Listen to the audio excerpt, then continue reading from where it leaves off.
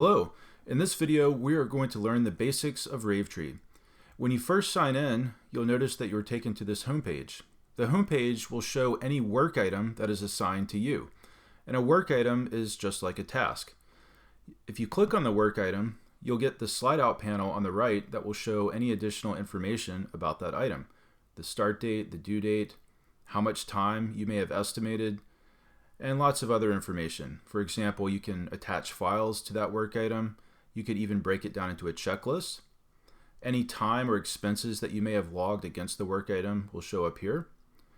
And there's also a comment feed at the bottom. Now let's say that you wanted to log time against one of your work items. All you have to do is click here to create a time log, or you could start up a timer. Any timers that you may have created would easily be accessible up here. If you click on this arrow, you can see any timers that you currently have queued up. Now you'll notice obviously the name of the work item, but also the project in which that work item is associated. And you'll notice also some of these work items do not have a project, so you can have sort of free-floating work items if needed. Over here you can see the start date and the due date, and also the current phase the work item is in. This one's in progress. I could easily mark it as done by clicking there. Now you'll notice that currently all of my work items are grouped by priority: critical, high priority, etc. Now you could choose to view your work items grouped in different ways, maybe by status. And with status you have the backlog. The backlog in Ravetree is the to-do list. These are things that have not yet been started. And then you can see items that are active, and also any items that may have been halted. Now we looked at priorities, so let's look at date. So you can view your work items grouped by date. You can choose between the start date or the due date, and if it is overdue, then it will show up in red.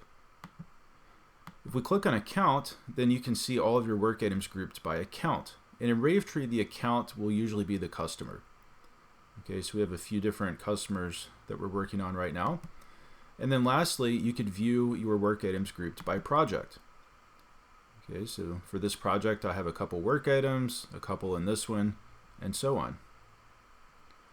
Now, one of the things that you'll want to do when you first sign into Ravetree is you'll want to click up here and go to your user settings page.